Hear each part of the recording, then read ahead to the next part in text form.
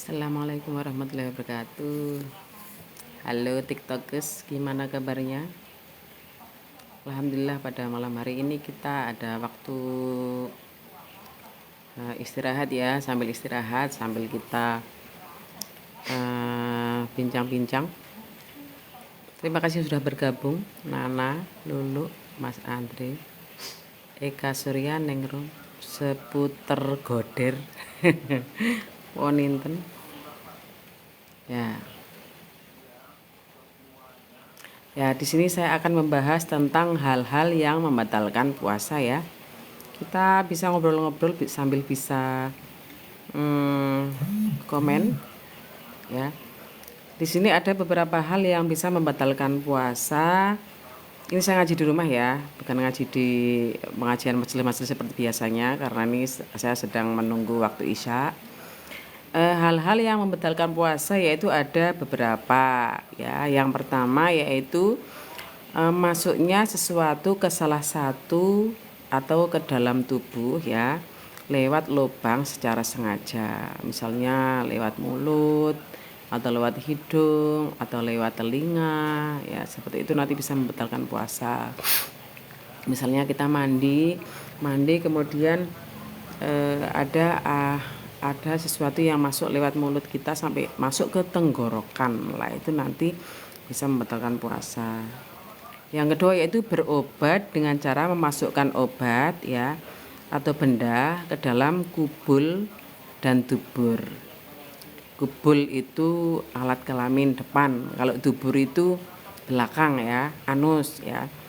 Kalau misalnya kan ada orang yang kesulitan untuk BAB, itu kan kadang ada satu obat yang dimasukkan lewat dubur lah, itu nanti bisa membatalkan puasa jika berobat dengan cara demikian. Kemudian yang ketiga yaitu muntah dengan sengaja ya. Muntah dengan sengaja itu nanti bisa membatalkan puasa. Biasanya kalau muntah dengan saja itu masukkan jari dulu ke dalam mulut sampai ke tenggorokan sampai gitu. Itu nanti bisa membatalkan puasa. Kemudian melakukan hubungan suami istri, itu tidak hanya membatalkan puasa tapi juga mendapatkan kafarot. Kafarotnya nanti ada tingkatan ya, ada beberapa tingkatan. Yang pertama yaitu kafarotnya atau hukuman. Kafarat itu artinya denda atau hukuman ya, itu nanti ada. Kemudian yang kelima yaitu keluar mani atau sperma tapi dengan sengaja, misalnya dengan onani, misalnya dengan melihat film, kemudian melihat film itu kok jadi terangsang sehingga keluar. Nah, itu nanti bisa membatalkan puasa. Berbeda kalau umpamanya laki-laki dia dalam keadaan tidur pas saat puasa, kemudian mimpi sampai keluar mani, mimpi basah, itu tidak membatalkan puasa karena tidak ada unsur kesengajaan seperti itu, dan itu puasanya tetap sah jika mimpi itu ya. Kemudian yang keenam yaitu yang bisa membatalkan puasa yaitu apabila haid dan nifas. Ini khusus bagi perempuan. Haid itu darah yang keluar setiap bulan bagi perempuan. Kalau nifas itu darah yang keluar setelah melahirkan atau setelah wiladah, itu tidak boleh berpuasa dan juga membatalkan puasa. Jadi ada darah yang keluar dari perempuan itu, ada juga darah istihadoh. Istihadoh itu artinya darah penyakit yang keluar bukan pada waktu menstruasi atau bukan karena habis melahirkan, itu namanya darah istihadoh. Itu darah sakit, jadi darah penyakit gitu ya, sakit. Itu tetap berpuasa jika darah istihadoh itu. Kemudian yang membatalkan puasa itu yaitu mengalami gangguan jiwa saat puasa, atau mungkin moro-moro ngeblank sampai tidak ingat siapa yang di depannya, siapa yang di sekelilingnya, itu nanti berakibat batal puasanya, seperti itu. Kemudian yang terakhir yaitu murtad. Murtad atau keluar dari agama Islam. Itu akan membatalkan puasa. Nah, kemudian kafarot atau denda bagi suami istri yang melakukan hubungan suami istri atau seksual pada saat berpuasa dengan sengaja, ya. Ini ada 3 tingkatan hukumannya. Yang pertama yaitu memerdekakan budak atau hamba sahaya. Tapi di Indonesia kan, di kita itu kan tidak ada budaya orang yang diperbudak, yang dijadikan budak kan tidak ada. Ini dulu adanya hukum ini karena memang berlatar belakang backgroundnya kan di negeri Saudi atau di Makkah. Di sana dulu memang ada perbudakan, ya. Tapi sekarang sudah tidak. Nah, itu pertama jika sampai melakukan hubungan suami istri itu, yang pertama dendanya yaitu memerdekakan budak, ya. Kalau tidak bisa, tidak ada budak yang dimerdekakan, ya. Kemudian level yang kedua yaitu puasa 2 bulan berturut-turut, ya. 2 bulan berturut-turut itu tidak boleh dijeda. Jadi organisasi nutup, ya, harus full puasa hanya untuk mengganti 1 hari puasa wajib Ramadan, ya, yang di siang harinya dengan sengaja melakukan hubungan suami istri. Maka hukumannya itu tahap yang kedua. Sementara jika tidak kuat puasa puasa 2 bulan, maka tahap yang ketiga yaitu memberi makan 60 orang fakir miskin, ya, 60 orang fakir miskin, ya. Begitu, ya.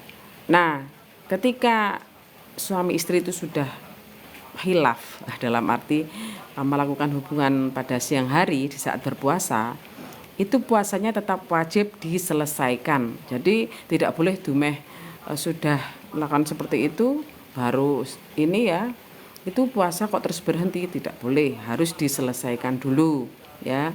Kemudian kafarat itu hanya dibebankan pada pihak suami saja, bukan pada pihak istri, ya. Kemudian satu lagi ini, kalau lupa, ya beda loh.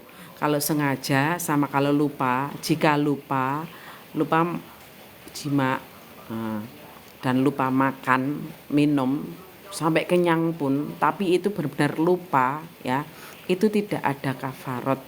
Jadi itu sebagai, maksudnya itu rezeki orang yang puasa. Itu jika lupa beneran, bukan lupa-lupaan, ya. Kemudian jika ini ada orang yang meninggal tapi masih punya hutang puasa, ya, itu dalam fikih mazhab Syafi'i ada ini tidak wajib diqodho, ya. Yang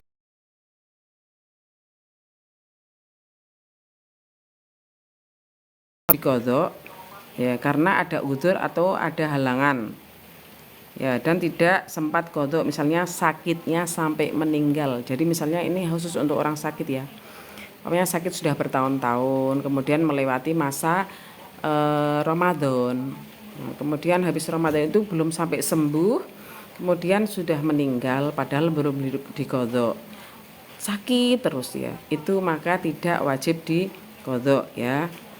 Kemudian umpamanya kok, ya, masih punya hutang puasa, ya, jika meninggalnya tanpa udzur tapi ada kesempatan qodho, lah beda lah. Ini masih ada kesempatan qodho tapi belum sempat ngodho, ya, pamane habis bulan Ramadan, kemudian Syawal itu akhir Syawal sembuh, kemudian sembuh total itu sudah segar, sudah bisa melaksanakan puasa, tapi ternyata belum sempat qodho puasa sampai meninggal, ya, itu maka keluarganya wajib membayarkan fidyah, ya. Fidyah itu apa toh? Fidyah itu adalah membayarkan makanan pokok, ya, di tempat kita adalah beras, ya, untuk membayar ganti qodho puasa bagi orang yang sudah meninggal tadi. Itu 1 harinya 7 on, kalau di kita 7 on beras, ya, seperti itu, nggih. Nah, seperti itu. Jadi berbeda. Kalau memang sakit terus sampai meninggal, sampai habis Ramadan masih sakit, tidak ada kesempatan untuk qada puasa, maka itu tidak dibayarkan fidyah oleh ahli warisnya. Tapi jika pada Ramadan itu sakit, kemudian Syawal itu sudah sempat sembuh, kemudian sudah sehat segar bugar dan bisa qada puasa, tapi ternyata belum sempat qada. Lah, itu nanti keluarganya atau ahli warisnya itu wajib membayarkan fidyah berapa kali hutang puasa tersebut. Nah, satu harinya dihitung 7 on beras seperti itu nggih. Kemudian di sini ada macam-macam puasa sunat ya. Puasa sunat itu ada macam-macam. Yang pertama yaitu puasa yang rutin setiap tahun, okay. Rutin setiap tahun itu puasa pada 9 Dzulhijjah bagi yang tidak haji. Namanya puasa apa itu? Arafah itu rutin setiap tahun. Kemudian yang pertama 9 Dzulhijjah, yang kedua yaitu puasa Tasu'a. Tasu'a itu dari kata tis'atun. Tis'ah itu artinya 9. Dan Asyura. Asyura itu dari asyara, 10. Jadi puasa yang rutin setiap tahun yang hukumnya sunat itu adalah puasa pada 9 dan 10 Syuro. Atau Syuro itu basa Jawa, kalau bahasa Indonesia itu Muharram atau Tahun Baru Islam. Nah, itu. Kemudian pada ini ya, pada tanggal 10 Muharramnya itu yaitu 9-10 tadi, sebuah rangkaian puasa ya.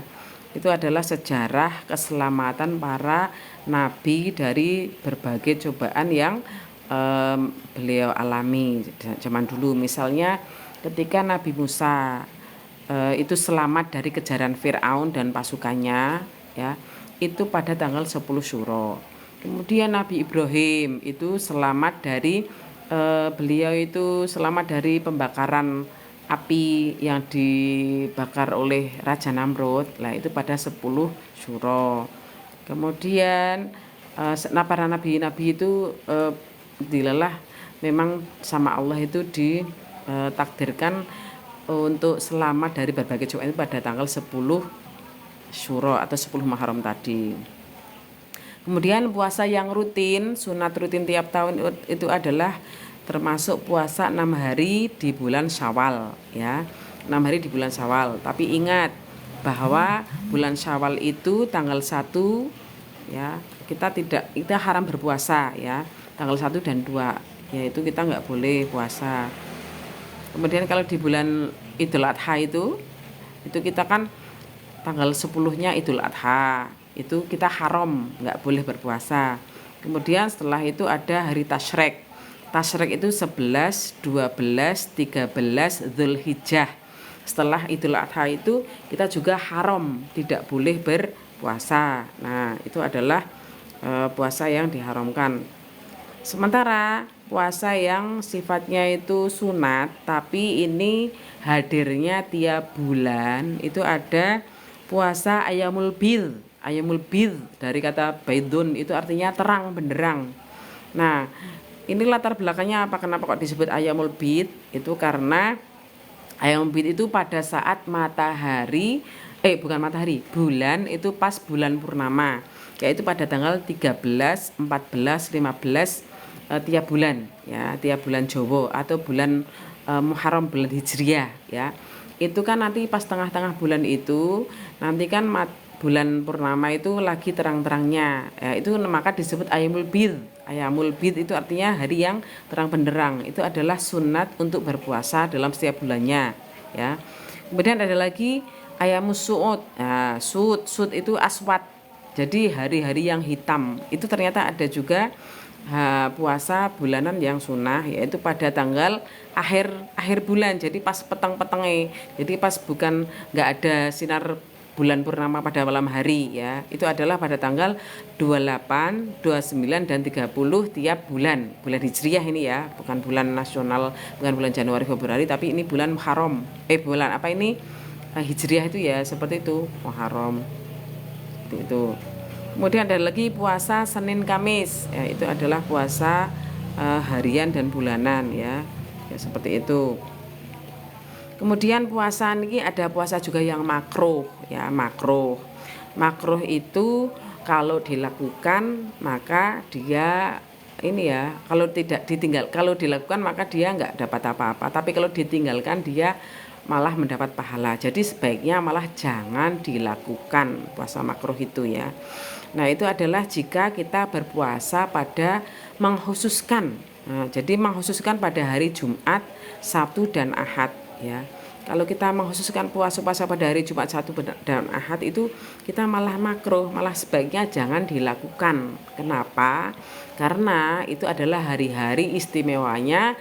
Kalau Jumat itu adalah hari ayam, Sayyidul Ayam, hari yang paling mulanya orang Islam ya. Kalau Sabtu itu Sayyidul Ayam atau hari yang paling mulianya kaum Yahudi ya. Kemudian kalau Ahad itu hari mulianya kaum Nasrani, atau kalau di kita ada Katolik Kristen, itu adalah istilahnya Nasrani. Jadi kan kita tahu bahwa ada 3 agama samawi. Samawi itu yang turun dari langit ya, di Indonesia bukan di Indonesia ya. Ajaran agama kita itu ada agama samawi. Yang pertama yaitu agama Yahudi. Yahudi itu dulu umatnya Nabi Musa. Kemudian ada lagi agama Nasrani. Nasrani itu dulu pada zamannya Nabi Isa. Kitabnya adalah kitab Injil. Nah, yang terakhir yaitu agama Samawi adalah agama kita, agama Islam. Nah, itu adalah yang dibawa oleh Kanjeng Nabi Muhammad. Itu adalah agama Samawi. Apa ciri-cirinya agama Samawi? Samawi itu artinya langit ya, agama yang turun dari langit. Jadi ada wahyunya. Ada wahyu yang turun berupa kitab ya. Itu bukan kitab dikarang oleh nabinya, tapi memang turun lewat wahyu ya. Nah, itu adalah Samawi, itu kitabnya Nabi. Kalau Nabi Musa itu kan umatnya kan Bani Israel, kaum Yahudi, itu adalah kitabnya kitab Taurat ya, Taurat.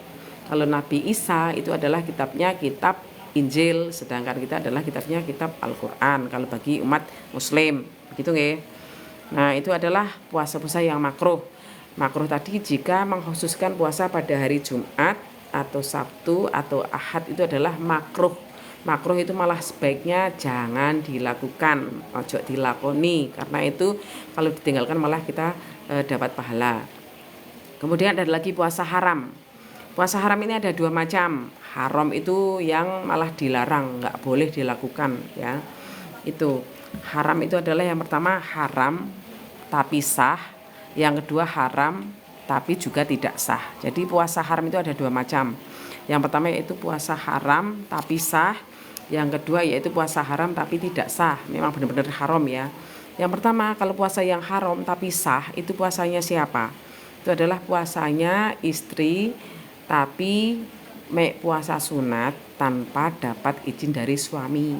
Nah, jadi monggo para istri-istri yang cantik jelita, para istri-istri yang ini ya solihah, itu kalau puasa walaupun mek sunat itu monggo silahkan tetap ada izin dari suami, karena kalau walaupun puasa sunat tapi kalau nggak ada izin dari suami itu sah puasanya, boleh tetap sah tapi tidak puasanya itu sah tapi haram. Jadi puasanya itu haram tapi puasanya sah tapi hukumnya haram karena nggak dapat izin suami.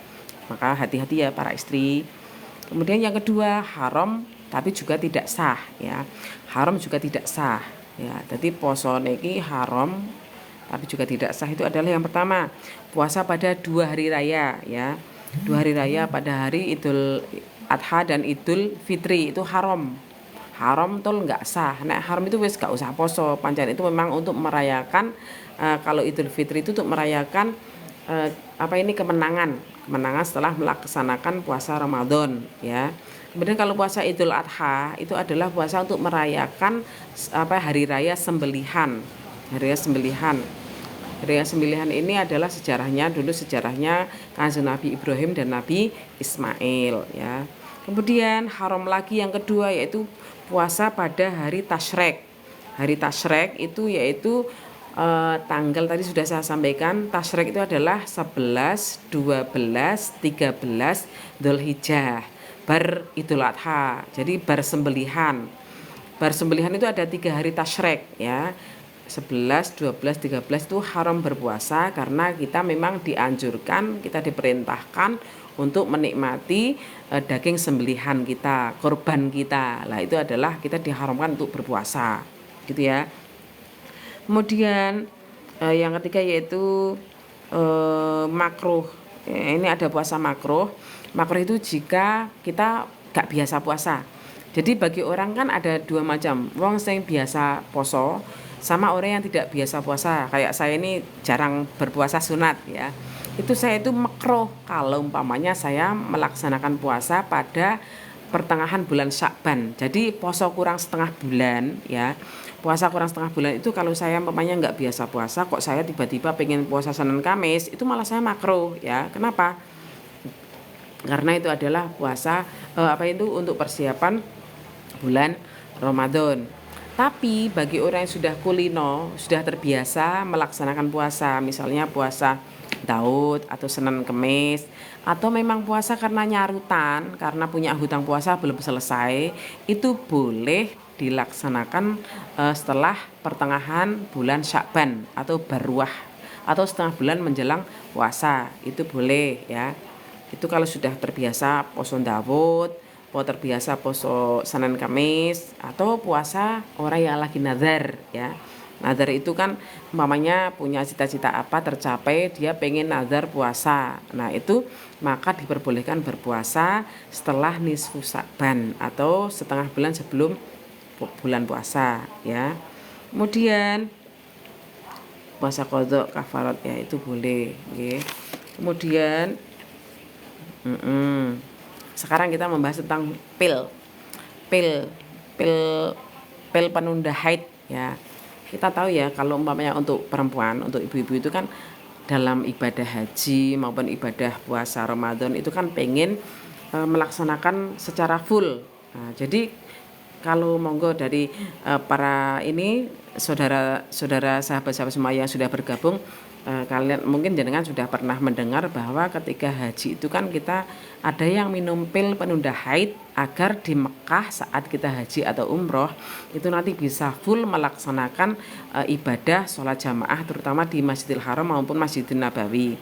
Nah itu dengan konsultasi dokter ya, itu nanti kalau umpamanya cocok itu kan nanti bisa minum pil penunda haid ya, pil penunda haid itu bisa berlaku juga bagi perempuan yang pengen puasanya full, jadi sebulan penuh itu nggak pengen punya utang, jadi pengennya dari awal sampai selesai Ramadan itu bisa puasanya full, kemudian bisa ibadah tarawih, tadarus dan lain sebagainya secara full. Maka ada perempuan juga yang pengen atau minum pil penunda haid. Ini boleh ya, boleh, tapi dengan beberapa syarat ya. Syarat yang pertama yaitu tidak membahayakan bagi kesehatan. Ini tentunya dengan konsultasi dengan dokter yang ahli di bidangnya ya. Jangan asal minum pil karena ini merupakan nanti berefek pada hormon perempuan ya. Harus ada konsultasi dan itu dipastikan tidak berbahaya bagi si perempuan tersebut. Karena apa? Karena karakter atau mungkin ini kondisi jasmani perempuan itu berbeda-beda. Seperti contohnya ya ketika teman saya dulu pas waktu haji itu dia minum pil penunda haid. Nah, kemudian ternyata minum pilnya itu sesuai dengan petunjuk dokter. Tapi ternyata gimana? Ketika di Makkah ternyata kok nggih bocor juga. Ternyata juga menstruasi. Padahal sudah minum pil dengan biaya yang mahal ya. Kemudian di sana juga dikonsultasikan sama dokter pendamping kloter ya. Ternyata sama dokternya malah dikon minum terus. Nah, padahal ternyata tetap berlanjut terus itu. Menstruasinya tetap keluar, jadi tetap ngeflek begitu loh. Nah sementara ini kok malah diminumi pil terus, sementara hukumnya bagaimana? Kalau yang saya pahami itu hukumnya tetap merupakan darah haid, jadi tetap tidak boleh sholat, soalnya itu darah wayai metu pas wayai men, walaupun minum pil penunda haid tapi tetap keluar, tetap jebol. Nah itu tetap juga yang keluar adalah darah haid, maka itu kita tidak boleh hukumnya kita tidak boleh melakukan sholat maupun puasa ya, karena itu adalah darah yang keluar pada waktu haid dan ciri-cirinya sama seperti darah haid itu pas waktu kejadian saya.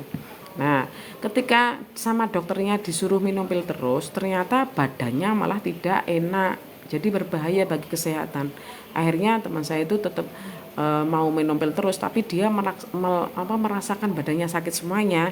Akhirnya saya bilangin, Mbak udah nggak usah minum pil aja, biar keluar aja. Nah, saya bukan dokter, tapi ternyata analisa saya waktu itu bed menstruasi biar keluar aja nggak apa-apa, karena memang kalau menstruasi kalau nggak keluar itu malah sakit di badan. Itu bagi perempuan-perempuan kan sudah banyak yang merasakan. Akhirnya benar, ketika itu teman saya mereka kemudian berhenti minum pil anti haid, pil penunda haid, kemudian malah keluar haidnya itu ternyata malah lancar.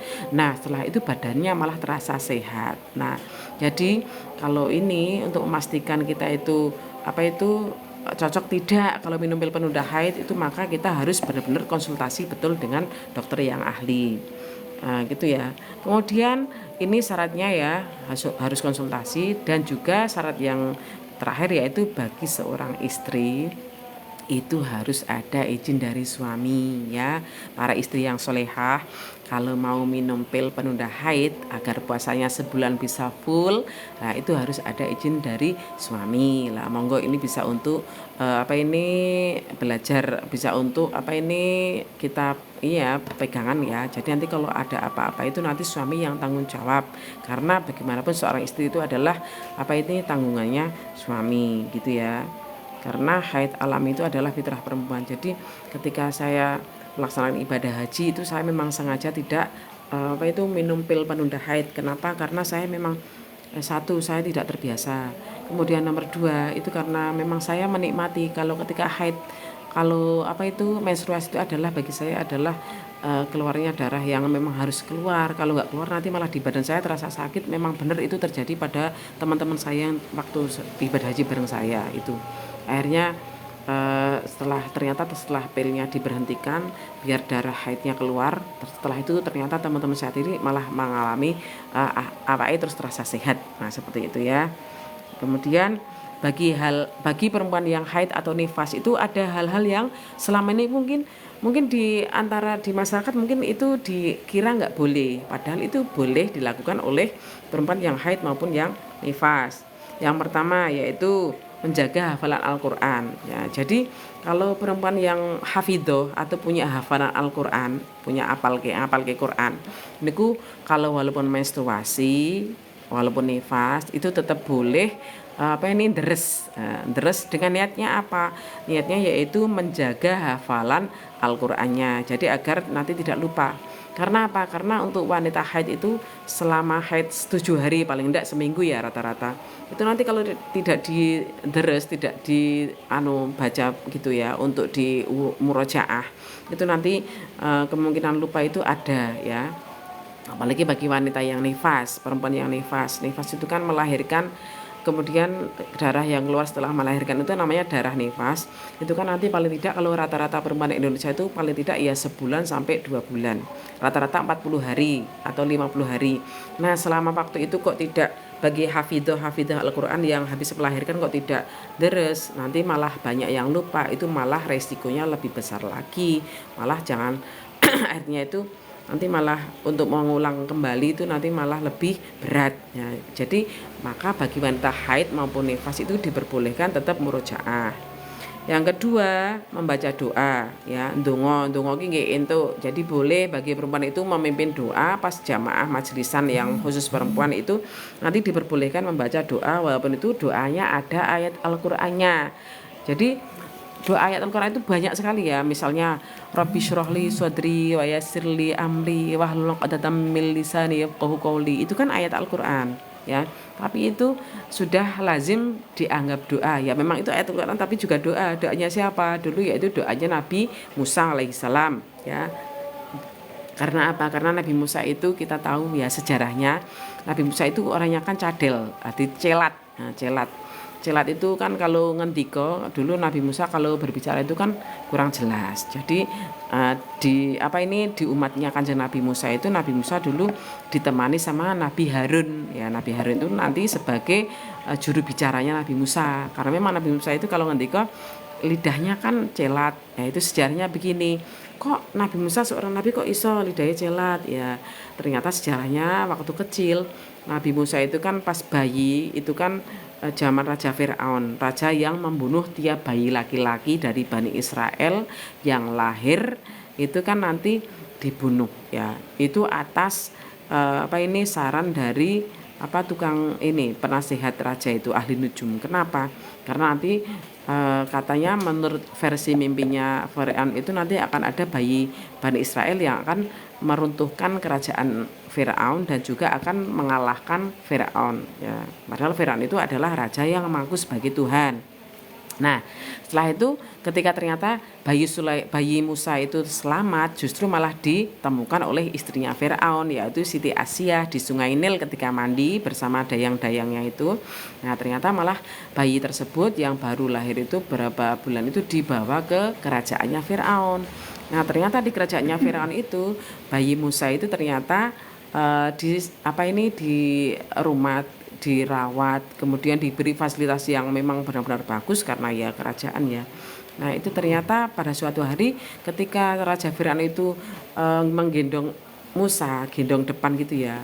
Sementara Firaun itu orangnya punya jenggot ya. Ternyata Musa itu ternyata narik jenggotnya si Firaun. Ternyata tarikan jenggotnya bayi Musa itu kuat banget. Sampai Firaun itu pedes, sampai mangkel. Akhirnya ketika tahu kok bayu berani-beraninya narik jenggotku, raja ditarik jenggote. Nah, akhirnya kan Musa itu mau diangkat sama Firaun, mau dibanting sama Raja Firaun. Akhirnya ketahuan sama Siti Asyah. Ya, Siti Asyah kan muslim ya, tapi sembunyi-sembunyi kan, tidak mengakui Firaun sebagai Tuhan, tapi dia itu Islamnya sembunyi-sembunyi. Akhirnya kemudian sama Asyah ditahan. Jangan Raja, jangan dibanteng, ini bayi kan nggak tahu, bayi kan belum punya akal, dia nggak tahu kalau itu sakit, kalau narik jenggotnya baginda itu sakit. Nah, akhirnya sama Firaun sama Asyah, Siti Asyah, Firaun itu direh-reh atau di pelan-pelan dinasihati agar bisa menerima apa yang disampaikan oleh Siti Asyah, bahwa bayi itu memang belum tahu apa-apa gitu ya. Akhirnya terpaksa Firaun itu menerima, tapi Firaun masih penasaran. Coba kalau umpamanya ini bayi ini memang benar belum tahu apa-apa. Nah, sekarang gimana caranya biar aku bisa memastikan bahwa ini memang bayi ini nggak nyakiti aku. Firaun bilang begitu. Akhirnya kemudian Asyah punya ide, coba sekarang kita sajikan bara api sama roti. Nah, sama roti ya. Kemudian bayi ini coba nanti milih yang mana. Nah, ternyata ketika bara api sama roti itu atau di hadapan atau diletakkan di depannya bayi Musa. Kemudian bayi Musa itu kan akhirnya mendekati antara bara api dan roti itu mendekati. Pertamanya bayi Musa itu mau mendekati roti ya, roti mau diambil gitu ya. Tapi sama malaikat Jibril itu dialihkan tangannya untuk mengambil bara api. Nah, bara api itu akhirnya diemplok, dimakan. Lah akhirnya lidahnya Nabi Musa itu terbakar, akhirnya nangis.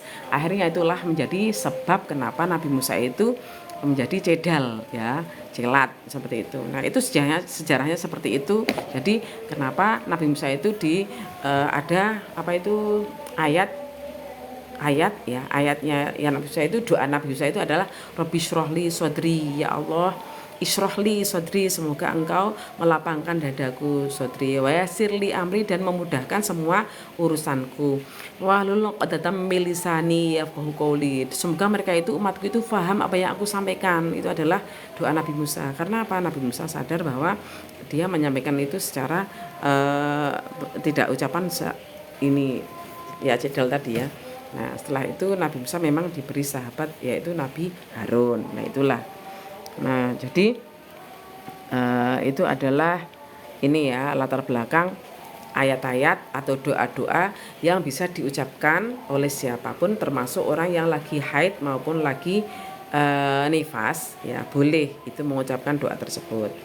Yang ketiga yang diperbolehkan bagi perempuan haid dan nifas itu yaitu wudhu, tapi niatnya itu untuk tabarut, bukan nawaitul wudhu alirafil hadasil asghori. Jadi kalau nawaitul wudhu'a, saya niat wudhu lirafil hadasil asghori, untuk menghilangkan hadas kecil, itu tidak seperti itu niatnya ya. Jadi nggak perlu niat yang seperti itu kalau perempuan haid nifas itu kalau mau wudhu, tapi hanya untuk tabarut. Tabarut itu bukan anu ya, tabarut itu dari kata barit. Barit itu untuk mendinginkan ya, untuk mendinginkan. Jadi biar anyep. Mungkin kayak musim kemarau itu kan kalau hawanya panas itu kan pengen raup. Kalau raup tok kadang nggak marem kalau sudah kulina wudhu. Jadi dengan anggota wudhu itu dianyepke ya gitu ya. Itu tabarut menyejukkan juga untuk niat nadzofah. Nadzofah itu an-nadzofatu, untuk membersihkan aja itu boleh ya, tapi bukan wudhu banget seperti wudhu niat kayak kita mau sholat. Nggak harus semua anggota wudhu dibasahi, tapi niatnya itu apa ini, membasahi anggota tubuh kita yang bisa dibasahi walaupun nggak mandi. Itu diperbolehkan bagi wanita haid dan nifas. Kemudian keramas itu boleh ya, haid nifas itu boleh keramas. nek nggak keramas nanti ambune kaya ngopo seminggu nggak keramas, padahal 2 hari. Sekarang rasanya 2 hari nggak mandi nggak keramas aja rasanya kepalanya sudah ini ya, sudah itu ya berat ya, rambutnya itu sudah apa itu lepek, sudah apa itu loh, gara-gara keringat itu loh, itu kan. Maka diperbolehkan keramas bagi wanita haid maupun nifas. Yang kelima yaitu mencari ilmu atau tolabul ilmi. Maka bagi wanita haid dan nifas itu monggo boleh untuk tolabul ilmi atau mencari ilmu. Ngaji boleh, majlisan boleh. Ya, semua itu boleh bagi wanita haid dan nifas. Kemudian melakukan kegiatan sosial. Kegiatan sosial itu diperbolehkan bagi wanita haid dan nifas. Misalnya sosial keagamaan maupun masyarakat ya, kumpul-kumpulan seperti itu boleh ya. Itu memang anu kok ya boleh kan, maksudnya itu nggak ada kaitannya dengan haid nifas, nggak ada kaitannya dengan doa-doa. Jadi mana mau kumpulan RT, mau ngaji-ngaji itu boleh ya. Kemudian yang diperbolehkan lagi itu melayani suami ya, bagi para istri yang solehah ya. Bagi para istri yang solehah itu kalau umpamanya lagi haid maupun nifas itu diperbolehkan melayani suami dengan berbagai layanan atau memuaskan dengan cara apapun kecuali berhubungan apa itu seksual, itu yang tidak boleh. Jadi memasukkan dari alat kelamin suami ke istri itu yang tidak boleh saat menstruasi maupun saat nifas. Cuma satu itu yang nggak boleh, yang lainnya boleh. Yang lainnya istimta atau mengambil kenikmatan atau gimana lah cara biar terpuaskan antara suami istri itu diperbolehkan. Yang tidak boleh hanya satu tadi, seksual, itu yang nggak boleh ya. Jadi kalau mamanya para istri jangan khawatir, nggak usah khawatir kalau mamanya pas kondisi sedang menstruasi atau sedang nifas, bagaimana bisa cara memuaskan suami Anda ya, suaminya masing-masing ya. Itu yang penting tidak melakukan hubungan seksual. Ngaten nggih. Pun niku tentang terus niki malih tentang puasa. Oh ya. Pun apa ya? Mungkin ada ya. Terima kasih yang sudah bergabung ya. Ini saya kan karena malam ini saya slow, alhamdulillah. Besok kalau ngaji sore itu pulangnya sampai jam 7 sampai rumah, jadi sudah dari maklek, dari istirahat gitu. Tapi ini alhamdulillah tadi bisa istirahat cukup, akhirnya sekarang bisa ngaji bersama ya. Itu ya tadi itu ya tentang hukum-hukum yang sekitar puasa. Ya, haid boleh, ini sudah larang pulang. Oh ya, oke.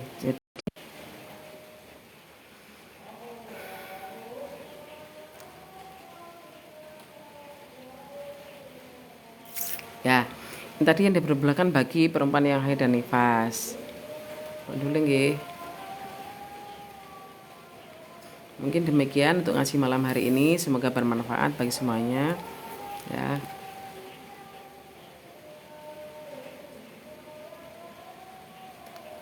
Kemudian masih ada lagi yaitu larangan perempuan haid dan nifas tadi ya. Sholat, kita nggak boleh sholat pas saat haid maupun nifas. Puasa nggak boleh. Kemudian membaca atau tadarus ya.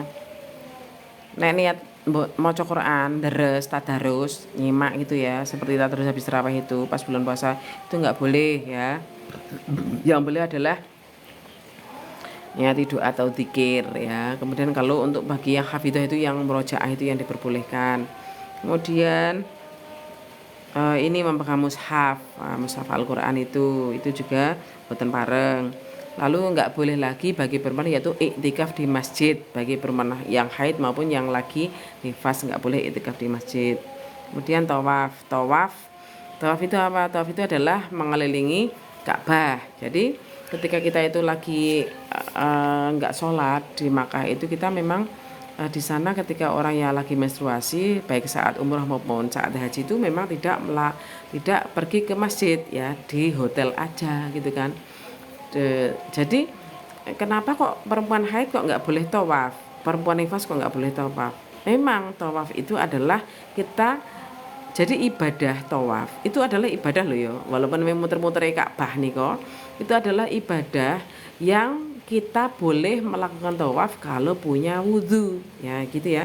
Jadi kalau mamanya kita itu nggak punya wudhu itu kita nggak boleh tawaf, karena tawaf itu seperti halnya sholat harus punya wudhu atau harus dalam keadaan suci ya.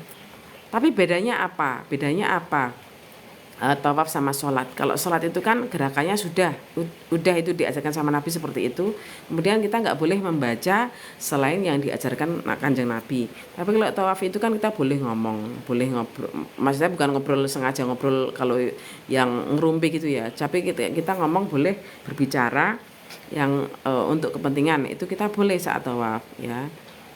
Itu boleh, tapi kita ya itu tawaf itu kita harus punya wudhu. Jadi nanti kalau kita semuanya kita berangkat umroh atau haji, pas kita itu masuk ke Masjidil Haram, kita mau mengelilingi Ka'bah 7 kali sebelum sholat atau setelah sholat, itu kan kita tawaf itu kita harus punya wudhu.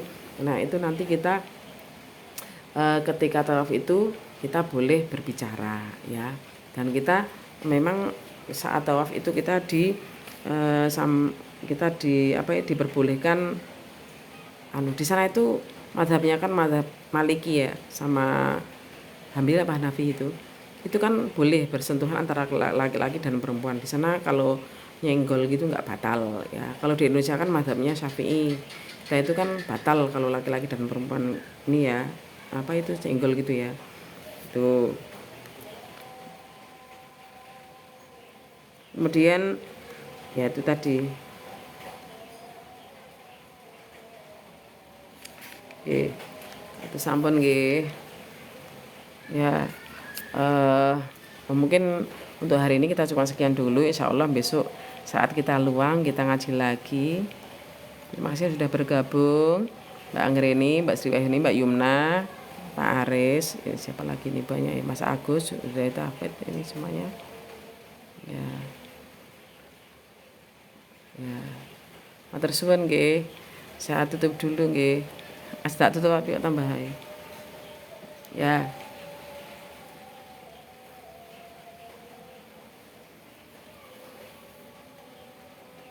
Insya Allah kita lanjutkan lagi besok kalau ada waktu slow. Mari kita bikin bacaan alhamdulillah. Terima kasih atas ini bergabungnya dari teman-teman semuanya. Semoga bermanfaat nggih. Akhirul kalam. Assalamualaikum warahmatullahi wabarakatuh. Istirahat dulu nggih. Besok kita lanjutkan lagi. Terima kasih. Assalamualaikum.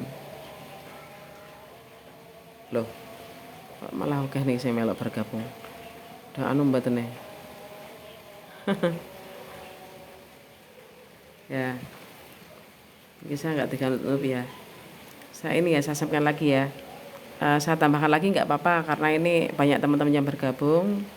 Mumpung kita lagi bareng-bareng online, ini saya sampaikan tentang yang diperbolehkan saat puasa ya. Yang diperbolehkan saat puasa itu yang pertama yaitu mencicipi makanan ya. Mencicipi makanan. Kita itu kalau mamanya lagi masak, para ibu kalau lagi masak, itu kita boleh mencicipi makanan, tapi syaratnya cuma tidak ada yang tertelan sedikit pun. Jadi cuma di pucuk ilat. Ngicipi dan pucuk ilat kan kita sudah tahu rasanya masakan tersebut, itu diperbolehkan ya. Jadi tidak dilarang ya. Jadi yang penting jangan sampai tertelan. Kalau tertelan nanti bisa batal ya. Tapi ini ada juga ulama yang menghukumi makruh ya. Makruh itu kalau ditinggalkan itu lebih baik ya.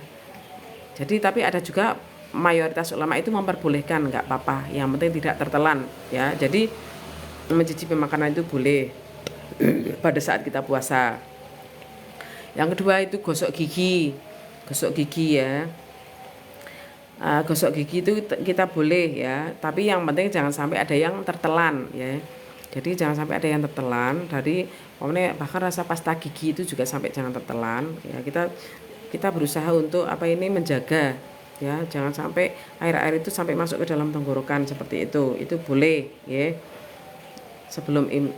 Jadi kalau solusinya gosok gigi itu kan sebaiknya setelah kita sahur ya, sebelum imsak itu sebaiknya kita langsung gosok gigi ya, dan itu diperbolehkan ya, waktunya itu sampai sebelum duhur ya. Sebelum duhur itu kita masih boleh sikat gigi. Tapi nek pun bar duhur, kalau sudah habis duhur itu kita sudah makruh untuk gosok gigi ya. Biarin nggak apa-apa, karena Allah itu lebih suka bau mulutnya orang puasa, itu Allah suka, nggak apa-apa begitu, lebih dicintai oleh Allah gitu ya. Kemudian atau kalau solusinya kalau terpaksa kita itu pengen gosok gigi banget, itu nanti kalau habis duhur itu kita boleh gosok gigi tapi nggak usah pakai pasta gigi ya, nggak usah pakai odol ya, itu kita langsung sikat gigi aja. Memang terasa rasanya mulutnya itu kok perlu perlu dibersihkan gitu, itu nggak apa-apa, tapi usahakan kalau syukur nggak usah pakai pasta gigi ya, itu ya. Kemudian yang diperbolehkan bagi orang yang berpuasa yaitu boleh memakai obat sariawan. Nah, kalau terpaksa di sini ada sariawan, itu sangat mengganggu sekali, sangat sakit sekali, perih ya, dan ternyata itu harus diobati ya, itu ternyata boleh memakai obat sariawan. Biasanya kan obat sariawan yang kita temukan warna biru itu, nah itu boleh digunakan saat puasa, tapi jangan sampai tertelan ya. Semuanya itu syaratnya memang jangan sampai tertelan ya, gitu ya. Kemudian kalau kita tidur saat puasa itu boleh, tapi jangan disalahgunakan ya, jangan dipolitisasi tidurnya itu ya, untuk membalikkan waktu. Jadi malam digunakan untuk melek-melek sebanyak-banyaknya untuk kegiatan Ramadan seperti tarawih, tadarus dan lain sebagainya. Tapi jika sudah cukup, usahakan bisa istirahat di malam hari, sehingga nanti pada saat puasa di siang hari kita tetap bisa rakitung beraktivitas walaupun nggak maksimal seperti kalau kita nggak puasa. Yang penting kita usahakan pada hari puasa itu kita tetap beraktivitas walaupun kita sebisanya, sekuatnya ya. Dan nanti ketika tidur itu saat puasa itu, asal kita itu bisa strategi tidurnya kita itu adalah ibadah. Nah, itu strateginya gimana? Niatlah tidur untuk mengistirahatkan badan, untuk memulihkan tenaga, agar nanti kita saat sudah bangun, sudah mandi, fresh, nanti kita bisa untuk beraktivitas pada bulan Ramadan dengan lebih baik, lebih sehat, lebih kuat gitu ya. Jadi silahkan niatkan tidur untuk istirahatkan badan, itu adalah dapat pahala juga gitu ya. Ya. Kemudian ada lagi yang diperbolehkan saat puasa itu adalah donor darah itu boleh. Jadi monggo yang sudah terbiasa donor darah, seperti kemarin di Kecamatan Tempel, di Kapanewon Tempel itu ada tarling atau traweh kelilingnya dari Pak Panewu dan perangkat-perangkatnya, Pak Camat, Pak Lurah, sama itu Pak Koramil, Pak Dan Ramil ya, Pak Koramil sama Pak Muspika, semuanya itu, sama kepala-kepala sekolah SMP SMA se-Kapanewon Tempel itu kan ada terawih keliling ke kelurahan-kelurahan, itu dibarengkan dengan donor darah. Tapi itu inilah pas malam hari. Tapi umpamanya kita pas puasa, pas siang hari kok mau donor darah, itu kita diperbolehkan. Jadi monggo yang sudah terbiasa donor darah diperbolehkan untuk donor darah walaupun pas puasa. Nah, kemudian kalau umpamanya kita tidur itu niatnya nggih niku wau, satu mengistirahatkan badan. Nomor 2, kita itu menghindari amaliyah yang kurang bermanfaat, misalnya hibah, rasan-rasan, itu kita hindari dengan cara tidur ya. Maka tidurnya itu lebih berkah, insya Allah lebih bermanfaat daripada bangun tapi kok rasan-rasan seperti itu. Kemudian tidak boleh melalaikan perkara yang wajib. Jadi walaupun tidur itu kita tidak boleh meninggalkan sholat 5 waktu. Tetap kita laksanakan sholat 5 waktu, jangan sampai dikeleler-keleler ke waktunya begitu. Gitu ya. Imam Ghazali itu begini. Imam Ghazali ya, itu menyampaikan begini, termasuk adabnya orang yang berpuasa itu tidak menghabiskan waktu untuk tidur ya. Jadi memang poso ki api ojo meng nggo turu tok, itu termasuk adab itu ya sopan santunnya wong sing poso, etikanya orang yang berpuasa. Jadi orang berpuasa itu juga punya etika gitu nggih. Kemudian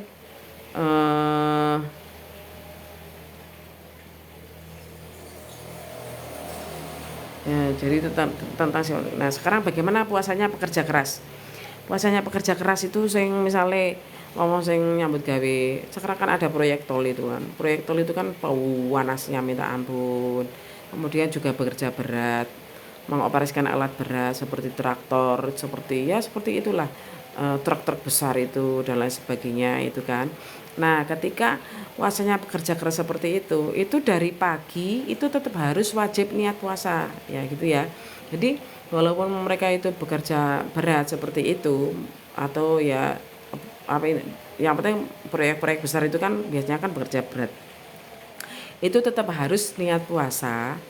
Kenapa? Karena itu ya memang kondisinya kalau umpamanya itu nanti para pekerja keras itu nanti dilalah kok pada suatu hari pas awan-awannya, pas siang-siangnya itu kok benar-benar kondisinya benar-benar tidak kuat. Kalau mamanya dia itu lanjutkan puasa itu mungkin dia itu hampir pingsan semaput, bahkan bisa membahayakan kesehatannya, membahayakan keselamatan jiwanya. Itu nanti dia kalau tidak mokah atau tidak membatalkan puasanya, maka itu nanti justru malah menjadi fatal baginya. Maka diperbolehkan membuka atau berbuka puasa, tapi harus diganti pada hari-hari yang lain ya, begitu ya. Jadi itu sudah, yang penting levelnya saat para pekerja keras itu sudah level yang sangat membahayakan kesehatan dan keselamatan jiwanya, itu baru boleh berbuka gitu ya. Tapi nek guru pamane kok ya, ini memang saya menyampaikan dari para ulama ya.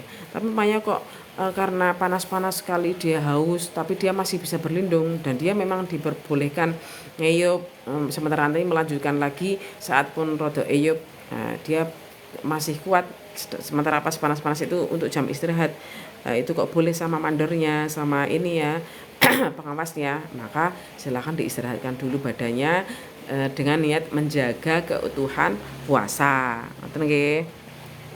Jadi seperti itu. Nah, mungkin ini yang bisa saya sampaikan. Masih ada sejarah tentang Lailatul Qadar. Lailatul Qadar itu adalah, ini sudah malam ke-22 ya.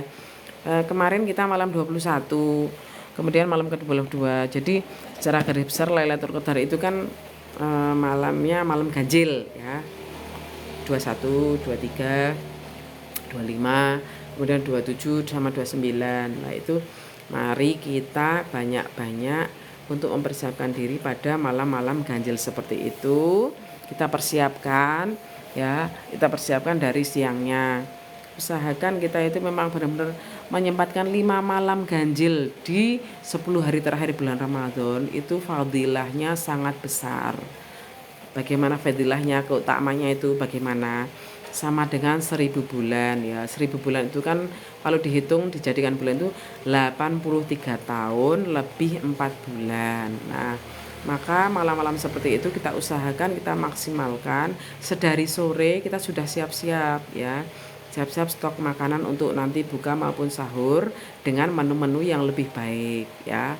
Kenapa? Karena sama saja, pamannya kita menemukan, kita pas dilelah malam 21 kemarin, kita memasakkan yang lebih istimewa daripada malam-malam biasanya untuk keluarga kita. kemudian kita itu alhamdulillah kok pas malam Lailatul Qadar, itu sama saja selama 1000 bulan kita itu menyiapkan menu yang terbaik tadi. Nah, kalau bagi ibu-ibu itu bisa distrategi ya, nanti umpamanya jam 3 bangun itu nanti menyiapkan atau mungkin sholat sunat dulu, monggo setengah 3 atau jam 3 itu ya, sholat sunat dulu, atau bisa menyiapkan apa ini masakan untuk sahur dulu. Nah itu adalah semuanya nanti bisa kita atur waktunya sesuai dengan kebiasaan para ibu-ibu. Bapak-bapak jangan sampai ketinggalan. Bapak-bapak monggo ketika malam Lailatul Qadar ini umpamanya malam ganjil, sekarang kan malam 22, besok malam 23 ya, itu monggo semuanya disiapkan dengan baik. Karena apa?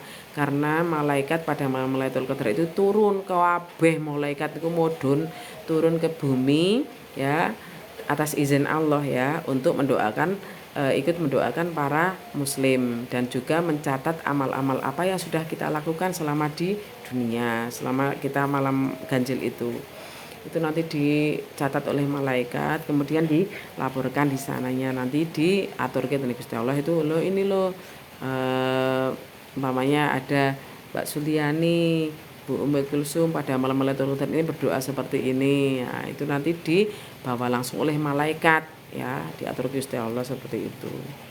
Nah, monggo pada malam-malam ini tinggal puasanya, kita besok sudah mau 22. Jadi kita usahakan, kita maksimalkan untuk puasa untuk bulan Ramadan tahun ini kita bisa mboten sampai apa getun atau apa ya, getun itu apa ya, getun itu apa sih, apa, menyesal ya, jangan sampai kita menyesal nanti setelah setelah selesai Ramadan kita selesai kita merayakan hari raya tapi kita kurang bisa maksimal pada bulan puasa Ramadannya.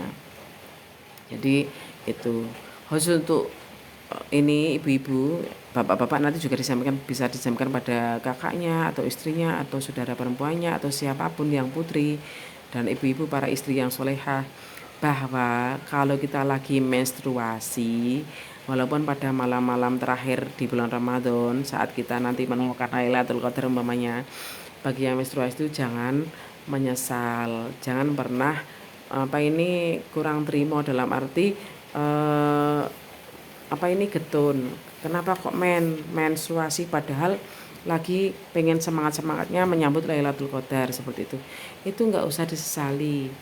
Jadi bagaimana biar seorang perempuan itu bisa menjadi hamba yang dicintai Allah walaupun dia lagi tidak bisa melaksanakan ibadah seperti normalnya orang yang lagi suci.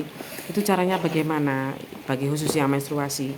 Caranya yaitu kita semuanya tetap satu, bahagia, dilandasi dengan rasa syukur ya, rasa syukur. Kita harus banyak bersyukur, alhamdulillah kita menstruasi, itu kita harus kita syukuri walaupun pada akhir-akhir bulan Ramadan. Nanti bagi perempuan yang pas dapat pada akhir Ramadan, kok pas dapat menstruasi padahal lagi semangat-semangatnya menyambut malam Lailatul Qadar, itu jangan disesali tapi disyukuri, dinikmati, kemudian dibahagiani ya. Jadi ketika kita itu lagi kita usahakan banyak sekali amalan-amalan yang bisa kita lakukan saat menstruasi. Namanya nanti kita saat orang-orang pada tarawih, pada tadarus, kita usahakan megang tasbih, nyekel tasbih. Nanti kan kita bisa zikir, baca sholawat, itu nanti juga bisa kita lakukan. Kemudian nanti kita juga banyak berdoa atau bersedekah. Nanti kita banyak bersedekah, umpamanya nanti kita masak-masak atau bikin persiapan, bikin kue-kue atau apa, kita bagikan pada malam hari itu untuk mungkin tetangga kita atau mungkin siapapun lah, saudara kita atau orang tua kita. Nah, atau mungkin sebaiknya begini, dari cara umpamanya mungkin di antara teman-teman yang sudah bergabung sudah kulino ya, nyaosi bingkisan lebaran. Itu kalau mau bagus itu usahakan memberikan bingkisan lebaran itu kita strategi pada malam-malam ganjil ya. Jadi mungkin habis tarawih atau habis maghrib, habis tarawih atau habis maghrib itu kita mungkin bisa mengantarkan bingkisan kita itu pada saudara-saudara kita yang dekat, nggak usah maksa yang jauh ya. Nanti yang dekat-dekat kita caosi pas malam-malam ganjil itu sama saja nanti selama dicatat sama malaikat selama 1000 bulan kita itu berbagi seperti itu. Nggih.